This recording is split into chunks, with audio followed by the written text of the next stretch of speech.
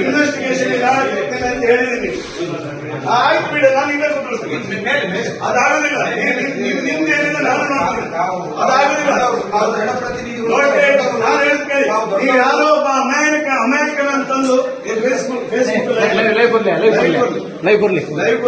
ಒಬ್ಬ ಅಮಾಯಕನ ಅಂತಂದು ರಾತ್ರಿ 2 ಗಂಟೆಗೆ ಈ ರೀತಿ ಚಿತ್ರಹಿಂಸೆ ಕೊಡೋದಿದೆಯಲ್ಲ, ಇದು ನೀವು ಮಾಡಿರ್ತಕ್ಕಂಥ ದ್ರೋಹ. ಇದು ನೀವು ನೋಡ್ತೇನೆ. ನೀವೆಲ್ಲವೂ ಸ್ಟೇಟ್ಮೆಂಟ್ ಮಾಡಿದಂಗೆ ಮಾಡೋದಿದ್ರೆ ನೋಡ್ತೇನೆ. ನಾನು ನಿಮ್ಮ ಇಲಾಖೆ ಹೆಂಗ್ ಮಾಡ್ತೀನಿ ನೋಡ್ತೀನಿ.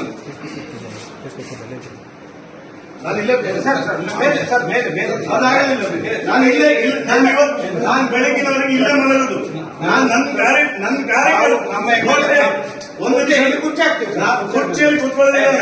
ನನ್ನ ಕಾರ್ಯಕರ್ತನನ್ನು ನೀವು ವಿನಾಕಾರಣ ತಂದು ಸ್ಟೇಷನ್ ಅಲ್ಲಿ ಕೂತ್ಕೊಳ್ತೀರಾ ಅಂತ ಹೇಳಿದ್ರೆ, ವಿನಾಕಾರಣ ತಂದು ಸ್ಟೇಷನ್ ಅಲ್ಲಿ ರಾತ್ರಿ ಕೂರಿಸ್ತೀರಾ ಅಂತ ಹೇಳಿದ್ರೆ, ನನ್ನ ಕಾರ್ಯಕರ್ತನ ಜೊತೆ ನಾನು ಬರತ್ತೀನಿ ಸ್ಟೇಷನ್ ಅಲ್ಲಿ. ನನ್ನ ಕಾರ್ಯಕರ್ತನ ಜೊತೆ ಅವ್ನು ಇಲ್ಲ ರೀ, ನೀವು ಬರ್ತೀರಿ ಧರ್ಮಸ್ಥಳಕ್ಕೆ ಬನ್ನಿ, ಅವನನ್ನು ಕರ್ಕೊಂಡು ಬರ್ತೇನೆ. ಅವನನ್ನು ಕರ್ಕೊಂಡು ಯಾವನೊಬ್ಬ ಹೇಳಿದಾನೆ ಅಂತ ಹೇಳಿ, ಯಾವನೊಬ್ಬ ಹೇಳಿದಾನೆ ಅಂತ ಹೇಳಿ ಕೋರ್ಟಿಗೆ ಪ್ರೊಡ್ಯೂಸ್ ಮಾಡುತ್ತೇನೆ. ಒಬ್ಬನ ಅಮಾಯಕನನ್ನು ಕೇಸ್ ಹಾಕಿದ್ದಂತ ಕೋರ್ಟಿಗೆ ಪ್ರೊಡ್ಯೂಸ್ ಮಾಡಿ ಏನ್ ಮಾಡ್ತಿದ್ರಿ?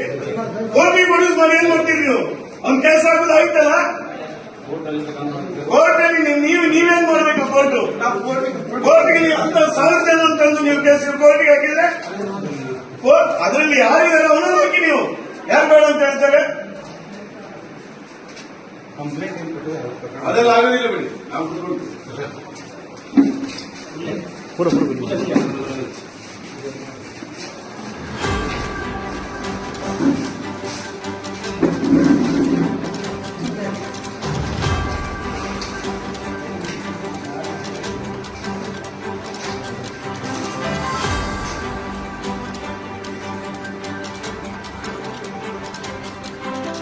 ತಹಸೀಲ್ದಾರ್ ತಾನೆ ಅವ್ರ ಹೆಸರು.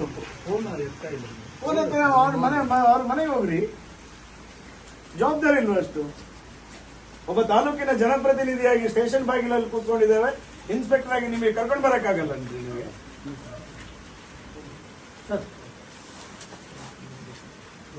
ಇದಕ್ಕಿಂತ ದೊಡ್ಡ ನಾಚಿಕೆ ಇಟ್ಟಿದ್ಯಾ? ಡಿಪಾರ್ಟ್ಮೆಂಟ್ ಆಗಿ ಒಂದು ಇಷ್ಟು ಜನಪ್ರತಿನಿಧಿ ಬಂದು ಸ್ಟೇಷನ್ ನ ಬಾಗಿಲಲ್ಲಿ ಕೂತ್ಕೊಂಡಿದ್ದಾರೆ. ಮರೆ ನಿಮ್ಗೆ ಕೊಟ್ಟಿರೋ ತಹಸೀಲ್ದಾರ್ ಕಂಪ್ಲೇಂಟ್ ಕೊಟ್ಟಿದ್ರು, ಕರ್ಕೊಂಡು ಬನ್ನಿ, ಹೇಳಿ ಅವರು.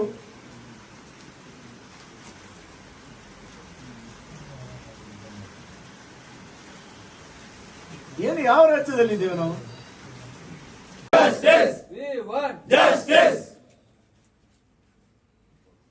ಕಾಂಗ್ರೆಸ್ ಏಜೆಂಟ್ ಬೆಳ್ತಂಗಡಿ ಪೊಲೀಸ್ ಅಧಿಕಾರಿಗಳಿಗೆ, ಕಾಂಗ್ರೆಸ್ ಏಜೆಂಟ್ ಬೆಳ್ತಂಗಡಿ ಪೊಲೀಸ್ ಅಧಿಕಾರಿಗಳಿಗೆ, ಕಾಂಗ್ರೆಸ್ ಏಜೆಂಟ್ ಬೆಳ್ತಂಗಡಿ ಪೊಲೀಸ್ ಅಧಿಕಾರಿಗಳಿಗೆ.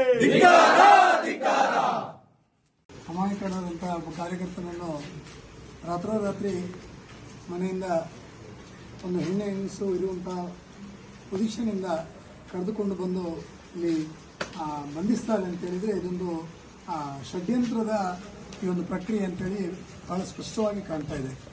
ನೇರವಾಗಿ ರಾಜಕೀಯ ಪ್ರೇರಿತವಾದಂಥ ಇದೊಂದು ಹುನ್ನಾರ. ಇದಕ್ಕೆ ನೇರ ಹೊಣೆ ಕಾಂಗ್ರೆಸ್ಸಿನ ಒಂದು ದುರಾಡಳಿತವನ್ನು ಬಹಳ ಸ್ಪಷ್ಟವಾಗಿ ಕಾಣ್ತಾ ಇದೆ. ಒಂದು ದ್ವೇಷದ ರಾಜಕಾರಣವನ್ನು ಮಾಡ್ತಾ ಇದ್ದಾರೆ.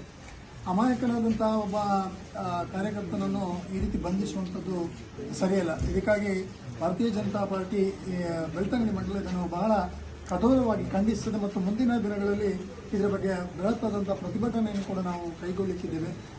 ಈ ಅನ್ಯಾಯವನ್ನು ನಾವು ಸಹಿಸುವುದಿಲ್ಲ.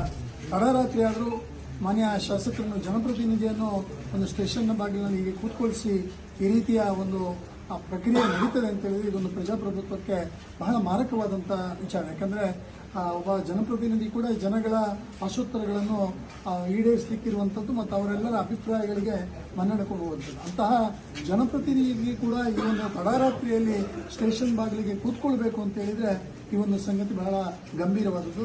ಹಾಗಾಗಿ ಇದರ ಬಗ್ಗೆ ಕಠೋರವಾಗಿ ನಾವು ಖಂಡಿಸ್ತೇವೆ ಮತ್ತು ಮುಂದಿನ ದಿನದಲ್ಲಿ ಇದರ ಬಗ್ಗೆ ದೊಡ್ಡ ಪ್ರತಿಭಟನೆಯನ್ನು ಕೂಡ ನಾವು ಮಾಡಲಿಕ್ಕೆ ಸಿದ್ಧ ಇದ್ದೇವೆ ಅಂತ ಹೇಳಿ